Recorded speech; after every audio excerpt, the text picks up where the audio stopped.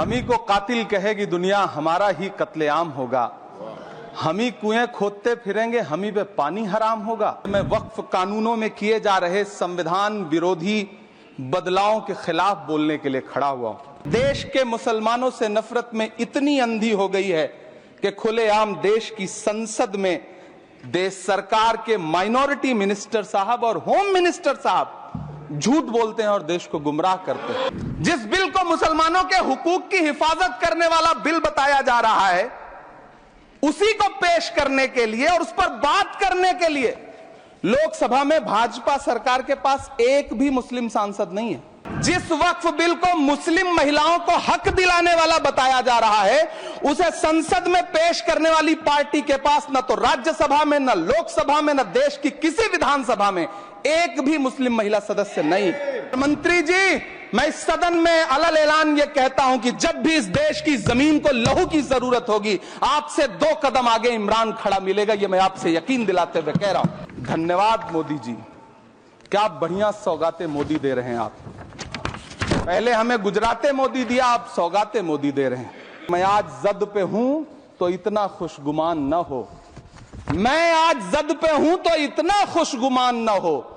चराग सबके बुझेंगे, हवा किसी की नहीं। चरागों के सफर में दबदबा हो आंधियों का तो फिर अंजाम जुल्मत के सिवा कुछ भी नहीं होगा। ये दुनिया नफरतों के आखिरी स्टेज पर है, इलाज इसका मोहब्बत के सिवा कुछ भी नहीं होगा। इस बिल में जो भी पॉइंट्स दिए गए हैं, बॉम्सी पोर्टल देख लीजिए, सरकार का झूठ आपको पकड़ में आ जाएगा।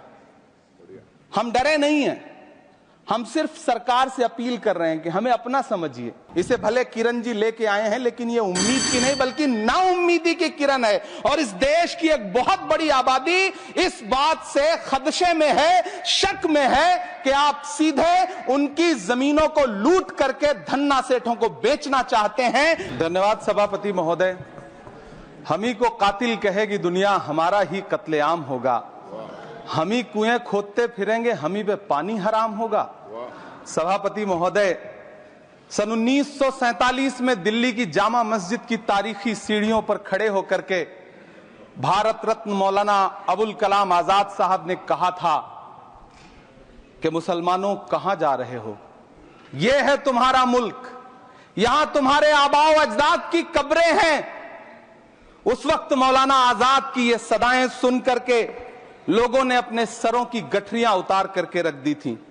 आज उसी दिल्ली में मौजूद देश की संसद में एक बिल आया है जो हमसे उसी जामा मस्जिद की सीढ़ियों के सबूत मांगेगा, जो उन्हीं सीढ़ियों के पास अपनी कब्र में सोए हुए मौलाना आजाद को फिर से कब्र से सदा देनी पड़ेगी कि ये जो कब्र है वो मेरी कब्र है, ये किसी सरकार की जागीर नहीं है।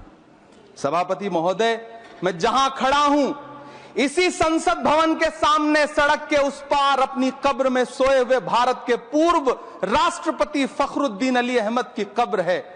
शायद अब उस कब्र से भी सदाएं आए कि ये कब्र मेरी कब्र है, ये सरकार की जागीर नहीं है। सभापति महोदय, मैं वक्फ कानूनों में किए जा रहे संविधान विरोधी बदलावों के खिलाफ बोलने के लिए खड़ा हुआ हूं। संविधान का आर्टिकल 14 हो, 29 हो, 30 हो, चीख चीख कर कहता है कि देश में सब बराबर के हकदार हैं। आर्टिकल 26 कहता है कि सबको अपने अपने मजहबी कामों के लिए मंदिर, मस्जिद, गिरजाघर, गुरुद्वारों का निर्माण करने का हक है और उसका रखरखाव का भी हक है। लेकिन डॉक्टर बाबा साहब अंबेडकर के संविधान को हर दिन कुचलने वाली ये सरकार देश के मुसलमानों से नफरत में इतनी अंधी हो गई है कि खुलेआम देश की संसद में देश सरकार के माइनॉरिटी मिनिस्टर साहब और होम मिनिस्टर साहब झूठ बोलते हैं और देश को गुमराह करते हैं। झूठ शब्द असत्य बोलते हैं। सरकार ने इस बिल का नाम उम्मीद रखा है। मंत्री जी, कल से इसे देश के मुसलमानों के लिए नई उम्मीद बता रहे हैं। नहीं मंत्री जी, न तो यह बिल मुसलमानों के लिए नई उम्मीद है और न ही उम्मीद की नई किरण। सभापति महोदय, भाजपा ने पूरे देश में वक्फ के नाम पर कई सारे झूठ फैलाए हैं। आइए आज उनकी सच्चाई पर बात करते हैं। वक्फ ट्रिब्यूनल को ऐसे बताया जाता है जैसे वक्फ ट्रिब्यूनल कोई मजहबी खाप पंचायत हो। सभापति महोदय, जबकि सच्चाई यह है कि वक्फ ट्रिब्यूनल भी तो सरकारी न्यायिक विभाग है, जिसमें सरकार द्वारा नियुक्त जज होते हैं, जिसमें प्रशासनिक अधिकारी होते हैं, कहीं ऊपर से थोड़ी आ गए। सभापति महोदय, देश के गृह मंत्री जी ने इसी सदन में कहा कि वक्फ ट्रिब्यूनल के फैसले के खिलाफ कोई कोर्ट नहीं जा सकता, जबकि सच यह है कि वक्फ एक्ट 1995 की धारा 83(9) के तहत हाई कोर्ट वक्फ ट्रिब्यूनल के फैसले की न सिर्फ समीक्षा कर सकता है बल्कि उसे बदल भी सकता है। सच तो यह है कि वक्फ बोर्ड खुद अपनी जमीनों के लिए कई सारी कोर्ट में मुकदमे लड़ रहा है। सभापति महोदय, दिल्ली की जिन 123 संपत्तियों को लेकर कल माइनॉरिटी मिनिस्टर, होम मिनिस्टर साहब और अभी आदरणीय नेता सदन बात कर रहे थे, आइए उनकी सच्चाइयों पे भी बात करते हैं। 1911 में जब अंग्रेजी हुकूमत ने कोलकाता के बजाय दिल्ली को राजधानी बनाने का फैसला किया, तो रायसीना हिल्स के चारों तरफ जो मुसलमानों की ढेर सारी जमीनें थी उनको एक्वायर किया गया और लुटियन को इसकी तामीर की जिम्मेदारी सौंपी गई। सेंट्रल विस्टा की तरह लुटियन जोन का मेगा प्लान तैयार हुआ, लेकिन उस वक्त के मुसलमानों ने उस वक्त की अंग्रेजी हुकूमत से अपनी इबादत गाहों को बचाने के लिए लड़ाई लड़ी। मामला ब्रिटिश गवर्नमेंट तक पहुंचा। तब यह तय हुआ कि वो जो धार्मिक स्थल हैं उन्हें जस का तस रहने दिया जाएगा। इंडिया गेट के बगल वाली मस्जिद हो, जाब्तागंज, सुनहरी बाग मस्जिद हो, पार्लियामेंट रोड वाली मस्जिद हो, ऐसी 123 संपत्तियों के मैनेजमेंट के लिए 1913 में मुसलमान वक्फ वैलिडेशन एक्ट बना और उसके बाद एक नया शहर बसाया गया जिसे लुटियंस जोन का नाम दिया गया। फिर 1943-45 के बीच एक और समझौता हुआ आजादी से पहले, उसके तहत काफी सारी वक्फ जायदादों को सुन्नी मजलिस औकाफ बनाकर उसके अंडर किया गया ताकि उसकी देखरेख की जा सके। गृह मंत्री जी 2 दिन से सदन में जो बात कह रहे हैं वो दरअसल 123 संपत्तियां उसी सुन्नी मजलिस औकाफ के तहत आती है। सभापति महोदय, आजाद भारत आजाद हुआ। आजादी के बाद भारत में 1954 में वक्फ एक्ट लागू हुआ, जिसकी धारा 9 के तहत 1964 में केंद्रीय वक्फ काउंसिल का गठन हुआ। दिल्ली की वही 123 प्रॉपर्टीज को 1970 में सर्वे गजट करके गजट नोटिफाई किया गया। इसके निपटारे के लिए पूर्व प्रधानमंत्री इंदिरा जी के द्वारा 1974 में एक बर्नी कमेटी बनाई गई। बर्नी कमेटी ने 1976 में इन 123 संपत्तियों को दिल्ली वक्फ बोर्ड की संपत्ति होने की रिपोर्ट सौंपी।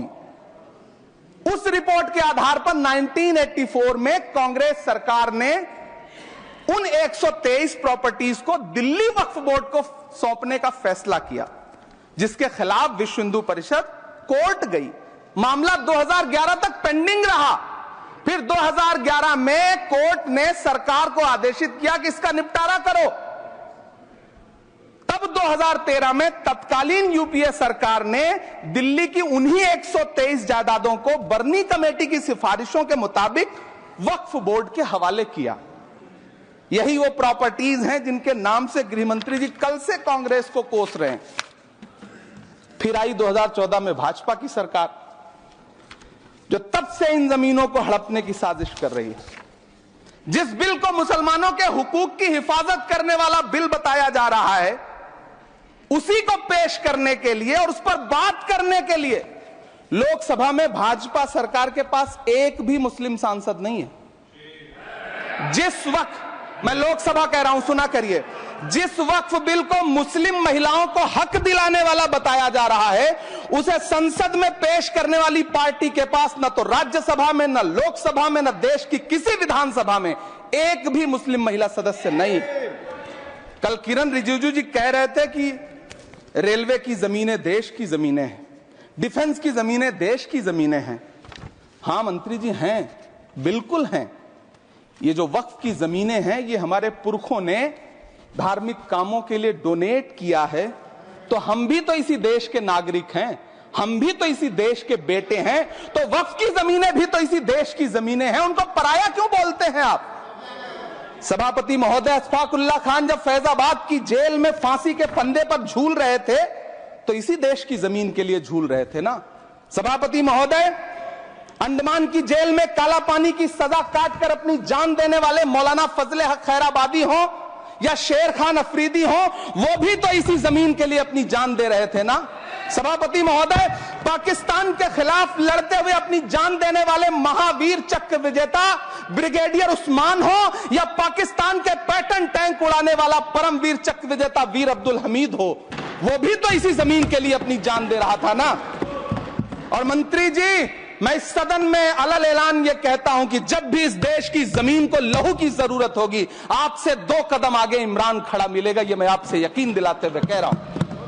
सभापति महोदय, मैं सरकार से कहना चाहता हूं, हमसे हमारी इबादत गाहें तो मत छीनिए ना, हमारे घरों पे बुलडोजर तो मत चलाइए ना, हमारी कब्रों में तो हमें सुकून से सोने दीजिए ना। सभापति महोदय, माइनॉरिटी मिनिस्ट्री का बजट कट करके, मुस्लिम बच्चों की स्कॉलरशिप बंद करके अब सरकार कह रही है कि हम वक्फ की आमदनी से गरीब मुसलमानों का भला करेंगे।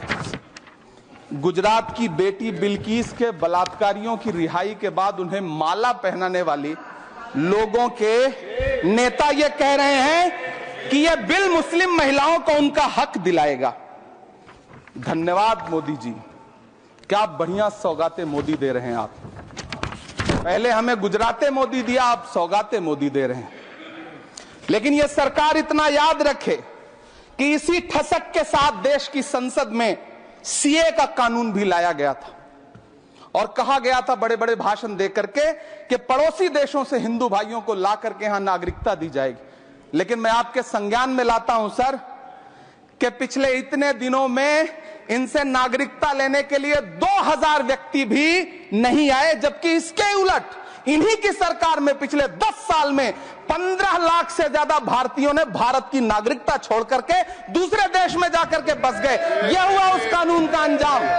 सभापति महोदय, इसी तरह की जिद के साथ किसानों के खिलाफ भी कानून लाए गए थे। जिस तरह आज वक्फ के फायदे गिनाए जा रहे हैं, उसी तरह से किसानों को भी कृषि कानूनों के फायदे गिनाए गए थे। लेकिन अंजाम क्या हुआ? 700 किसानों की शहादत लेने के बाद सरकार को अन्नदाता किसानों के सामने घुटने टेकने पड़े और कृषि कानून वापस लेने पड़े। जिल्ले इलाही, जमहूरियत जो है वो नफरत और ठसक से नहीं चलती है, अकड़ से नहीं चलती है, उसमें सबकी हिस्सेदारी जरूरी है। कल देश के माइनॉरिटी मिनिस्टर ने लोकसभा में खड़े होकर एक शेर सुनाया था कि मुझसे कोई बदगुमान न हो, तो मैं उन्हें एक शेर सुनाना चाहता हूं कि मैं आज जद पे हूं तो इतना खुशगुमान न हो, मैं आज जद पे हूं तो इतना खुशगुमान न हो, चराग सबके बुझेंगे हवा किसी की नहीं। नीतीश कुमार जी हो, चंद्रबाबू नायडू जी हो, चिराग पासवान जी हो, जयंत चौधरी जी हो, देवे गौड़ा जी हो, जीतन राम मांझी जी हो, सबको समझना पड़ेगा कि जब जंगल में आग लगती है तो न वो बरगद बचते हैं जो हवा को आंधी में तब्दील करते हैं, न वो बांस बचते हैं जो आपसी रगड़ से चिंगारी पैदा करते हैं। सभापति महोदय, जब देश को मनमोहन सिंह साहब जैसा काबिल प्रधानमंत्री मिलता है तो देश को आरटीआई जैसा एक्ट मिलता है, सेज जैसा एक्ट मिलता है, मनरेगा जैसा एक्ट मिलता है, लिबरलाइजेशन मिलता है, राइट टू एजुकेशन मिलता है, नेशनल फूड सिक्योरिटी एक्ट मिलता है। लेकिन जब देश को सौगातें मोदी मिलती है तो क्या मिलता है? सीए मिलता है, फॉर्म्स लॉ मिलता है, आर्टिकल 370 मिलता है, इलेक्टोरल बॉन्ड जैसा एक्ट मिलता है और वक्फ अमेंडमेंट एक्ट जैसे बिल देश को मिलते हैं। मुझे तो अपने हमवतन भाइयों से पूछना है कि आपको अपने बच्चों की तरक्की, खुशहाली और नौकरी की दरकार है या फिर मुसलमानों की दान की गई जमीनों को लूटकर धन्ना सेठों को देने की साजिश करने वाले कानून की? सभापति महोदय, यह सरकार रात के 3 बजे तक पूरे देश को जगा करके संसद में अपने ही नागरिकों को नीचा दिखाने के लिए वक्फ बिल ला रही थी, तो उधर रात के 1:30 बजे अमेरिका हम पर 26% टैरिफ लगा रहा था। सरकार की प्राथमिकताएं देश को पता सभापति महोदय, मैं बहुत भावुक हूं आज, और मुझे अच्छा लगा कि आदरणीय नेता सदन जगत प्रकाश नड्डा जी ने बहुत अच्छी बातें भी की, मन से बातें की। क्योंकि उनके नाम में प्रकाश जुड़ा है तो मैं उनमें हमेशा एक रोशनी की किरण देखता हूं। मैं उनके सामने बहुत अदब से ये बात कहना चाहता हूं कि चिरागों के सफर में दबदबा हो आंधियों का तो फिर अंजाम जुल्मत के सिवा कुछ भी नहीं होगा। ये दुनिया नफरतों के आखिरी स्टेज पर है, इलाज इसका मोहब्बत के सिवा कुछ भी नहीं होगा। मैं भावुक हूं, मेरी पलकें गीली हैं। अगर देश की एक बहुत बड़ी आबादी को लगता है कि आप उसका भला करने के लिए नहीं बल्कि उनकी इबादतगाहों, उनकी कब्रिस्तानों, उनकी खानकाहों को बर्बाद करने का बिल ला रहे हैं, तो फिर आप अगर समझाने में नाकामयाब रहे हैं तो यह आपकी नाकामयाबी है। पहले समझाइए, उसके बाद कोई बिल लेकर के आइए, तब शायद हम आपका इतनी पुरजोर तरीके से विरोध ना करें। लेकिन सभापति महोदय, मैं अंत में सिर्फ इतना कहना चाहता हूं कि इस बिल में जो भी पॉइंट्स दिए गए हैं, बॉम्सी पोर्टल देख लीजिए, सरकार का झूठ आपको पकड़ में आ जाएगा। हम डरे नहीं हैं, हम सिर्फ सरकार से अपील कर रहे हैं कि हमें अपना समझिए। हम आपके अपने हैं, इस देश के नागरिक हैं, और आप ताकत में हैं। संख्या बल के आधार पर बिल हो सकता है आप पास करा ले, लेकिन आपको यह बात समझनी पड़ेगी कि हम तो वो तारीख हैं, जहनों में रहना है, जिसे कागजी पुर्जे नहीं जो फाड़ डाले जाएंगे। जिस जमीन पर मैं खड़ा हूं ये मेरी पहचान है। आप आंधी हैं तो क्या मुझको उड़ा ले जाएंगे? आपको यह बात समझनी पड़ेगी। आपको अगर इतना विपक्ष की तरफ से पहले जेपीसी में इतने सारे पॉइंट्स आए और उसके बाद कल से लोकसभा में और राज्यसभा में सुझाव आप सुनने को तैयार नहीं है, लोगों की शंका को दूर करने के बारे में आप बिल्कुल सोच नहीं रहे, बस आप कह रहे हैं यह बिल उम्मीद की नई किरण है। नहीं साहब, इसे भले किरण जी लेके आए हैं, लेकिन ये उम्मीद की नहीं बल्कि नाउम्मीदी की किरण है। और इस देश की एक बहुत बड़ी आबादी इस बात से खदशे में है, शक में है कि आप सीधे उनकी जमीनों को लूट करके धन्ना सेठों को बेचना चाहते हैं। मेरी अब भी आपसे अपील है कि इस बिल को वापस लीजिए। यह बिल कहीं से आपके अपने नागरिकों के लिए अच्छा नहीं है। यह बिल सिर्फ इस देश के मुसलमानों को नीचा दिखाने का और अपने एक ऐसे मतदाता वर्ग को खुश करने का बिल है जिनको इस बिल के पास हो जाने से कुछ मिलेगा भी नहीं। लेकिन आप एक नैरेटिव देना चाहते हैं, एक मैसेज देना चाहते हैं। मेरी आपसे अपील है कि कृपया ये जो सबका साथ सबका विकास का नारा है, इस नारे को रत्ती भर तो चरित्रार्थ कर दीजिए। बहुत बहुत धन्यवाद।